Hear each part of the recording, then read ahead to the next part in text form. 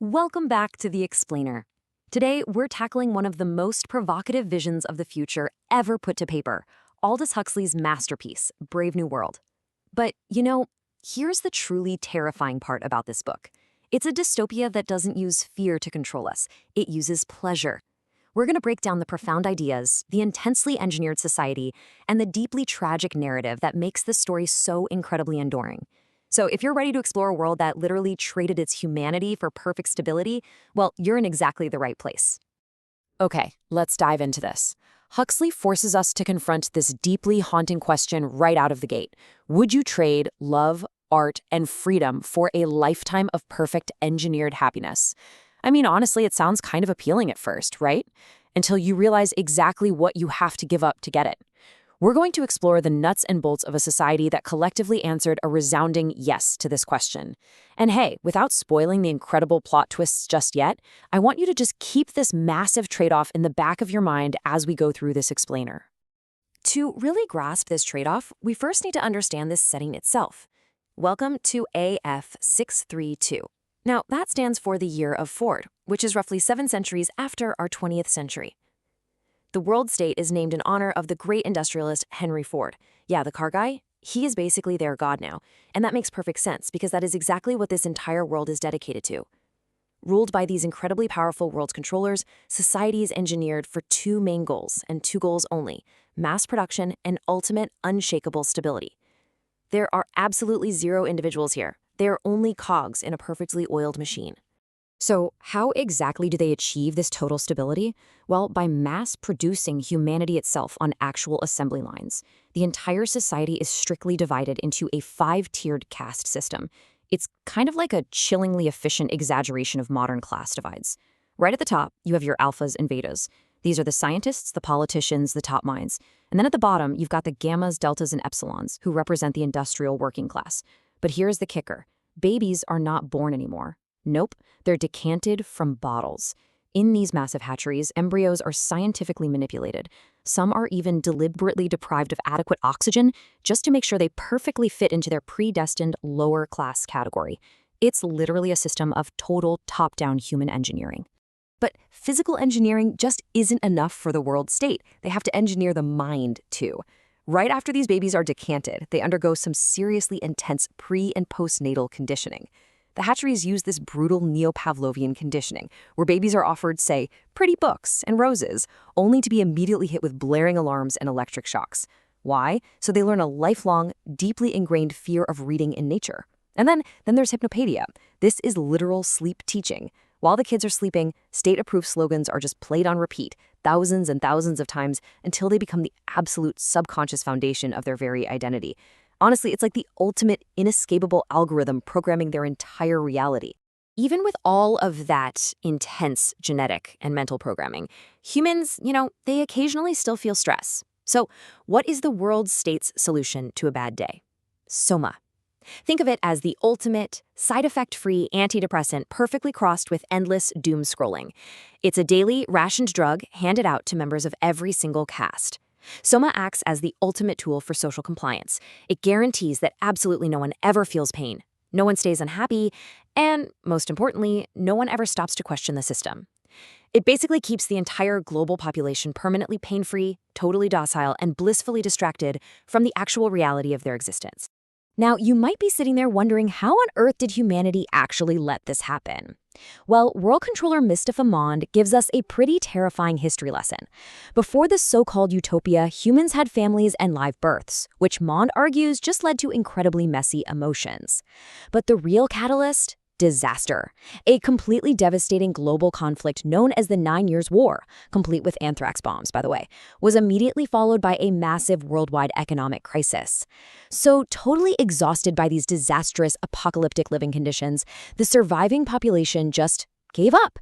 They willingly surrendered their individuality. The reformers stepped in, seized control, completely eradicated religion and monogamy, and locked down society with the caste system and, of course, Soma.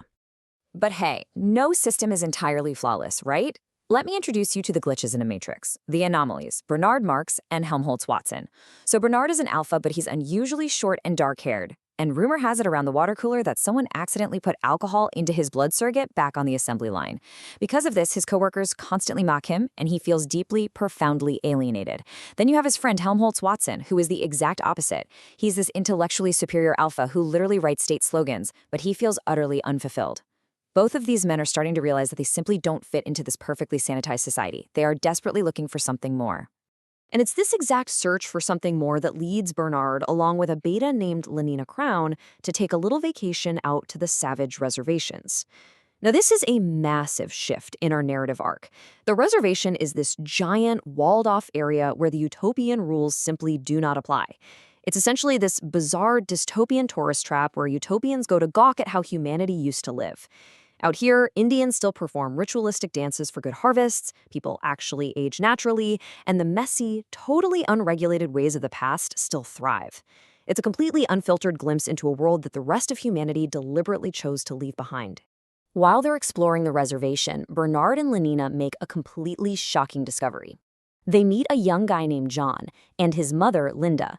Now, here's the twist. Linda was actually a citizen of the world state. She was left at the reservation 25 years earlier by the very same director who now runs the hatchery back in London. And because she was pregnant, she couldn't return. You have to remember, in the world state, the mere concept of a mother, a traditional family, or a live birth is considered absolutely disgusting and highly taboo.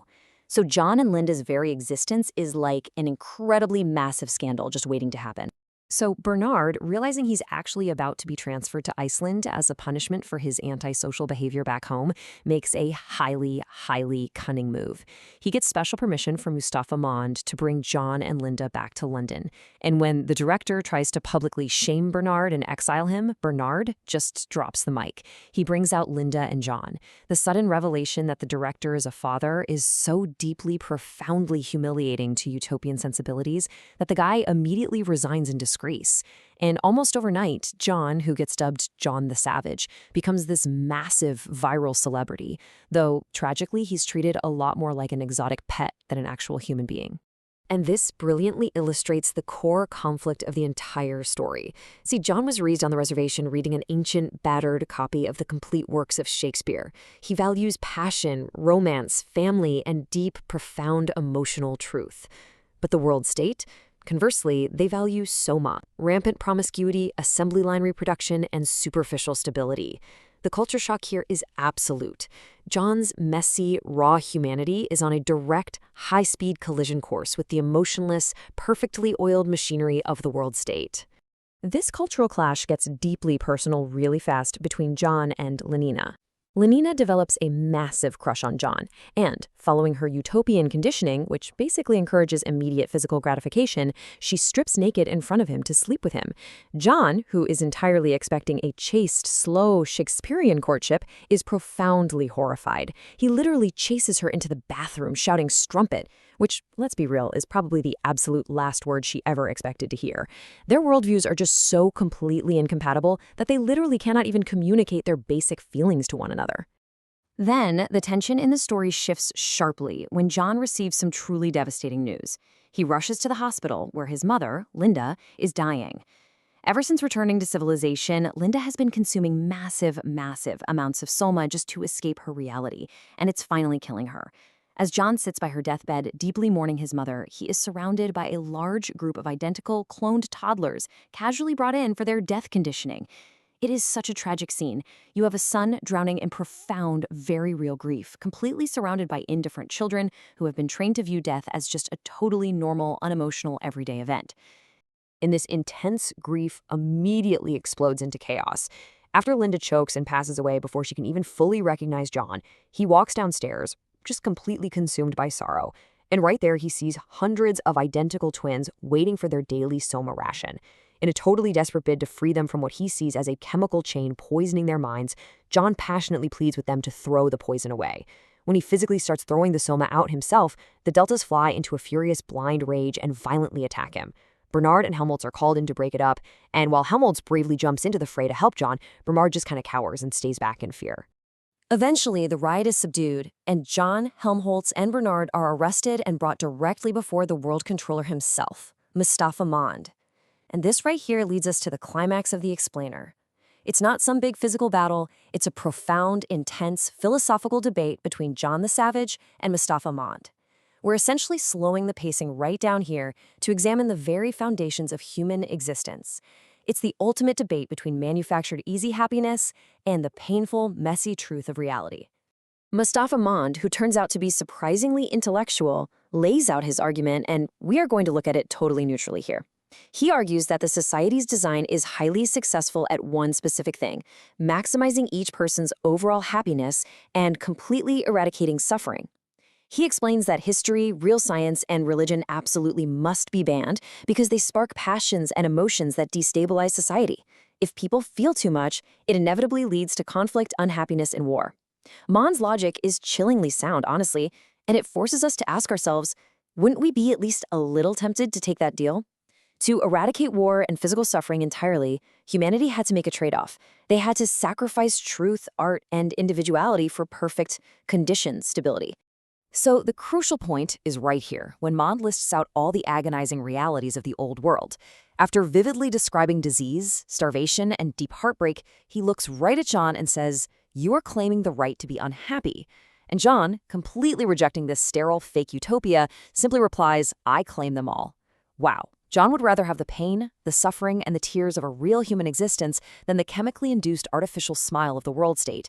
He boldly chooses raw humanity over perfect stability. Following this epic debate, Mond sends Bernard and Helmholtz away to an island specifically reserved for social outcasts. It's a place where individualistic thinkers can live without disrupting the greater society. Mond refuses to let John go with them, however. He wants to keep him in London to continue this twisted little experiment. Desperate to escape the constant prying eyes, John runs away to an abandoned lighthouse on the outskirts of the city. He desperately tries to purge himself of civilization.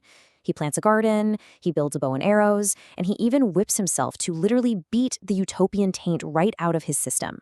But of course, the world state absolutely refuses to leave him alone. A hidden reporter secretly films John's intense self-flagellation, and within a single day, John's very private agony is turned into a grotesque viral mass spectacle. Hundreds of helicopters swarm the lighthouse. The crowd, driven into this weird frenzy by the sight of John's pain, and later by John attacking Lenina when she arrives, begins to chant Orgy Porgy.